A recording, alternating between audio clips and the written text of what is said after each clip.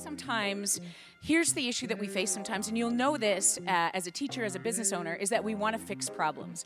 Generally speaking, when people are upset with us, or they don't like the programming, or they don't feel like they're getting the value for their money, they want you to fix it, huh?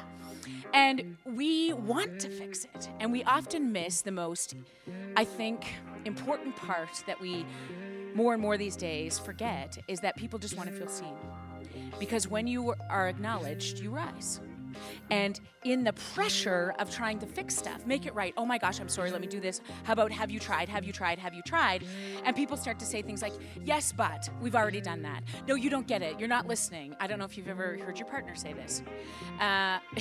You can't address what you don't acknowledge. You see? So I'm going to talk a little bit about, I think, why we're here, what we do in this world of mental health, why 1 in 4 kids these days have a plan over the age of 13 to end their lives, that this whole world of dance needs to have some hard conversations about how it's not just a sport. It's not just a place where people can either have fun or make long life careers out of. It's actually a life-saving opportunity. And I can't tell you, this is how we'll end today, but I can't tell you how critically important your roles are about to become for the remainder of your career. Let's talk about what I like to call the dance of entrepreneurship, right? You guys are dancers, you run dance studios, this is great. By the way, I'm so excited because I've got music and we're gonna do stuff, and any opportunity to dance, I pretty much will take it, so let's go. So, what may be happening for you is business is going on, you've got people coming into your studios, everything looks great on the surface, right? But maybe underneath the surface is a different story. By the way, there is something called, so last year I did a guest lecture stint at Stanford University, and a lot of times there, because it's just the student population's such high achievers and everything, they have something called the swimming duck syndrome.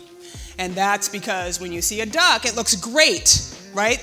A duck looks so peaceful and serene when it's swimming, when you see it from the surface, but when you see it underneath, oh my God, it's paddling like crazy, right? So, and I'm shouting. I'm sorry, I'm excited. I'm shouting. And I'm going to shout because I'm projecting, but I'm so excited.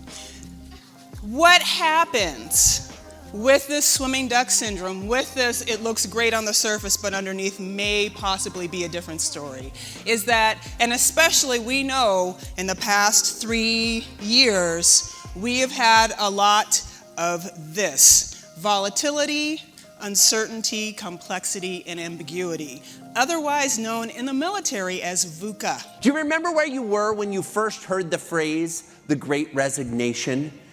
You might have been watching the news, or maybe you were sitting in bed, doom scrolling through social media, and you saw an article and you were like, oh, Great Resignation, what's that? And you clicked on it. Or maybe you felt it before you heard the phrase.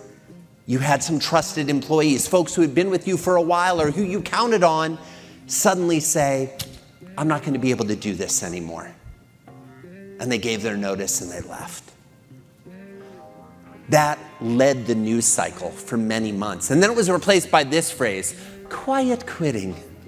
Isn't that sweet and lovely? They acted like it was a new thing, right? All the people that were talking about, employees are now, for the first time ever, showing up, getting their paychecks, but they're just not really doing the work. They're not engaged. That had never happened before. So we had to come up with a new name for it, quiet quitting.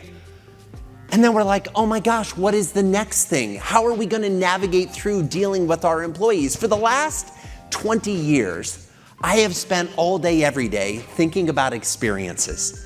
Thinking about the experiences that we create for our team members to keep them coming back for more. What can we do to create a work environment that is so remarkable that our employees want to be with us forever?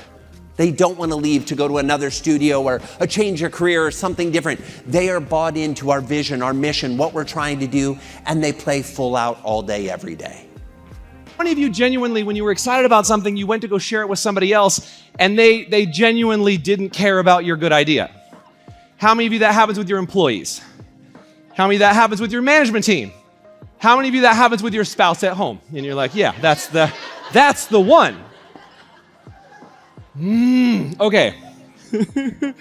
So the reason why I bring that up is if I do nothing else out of the next hour with you guys, I hope that I can get you in some form or fashion to be able to communicate with another human being to get them excited about your idea.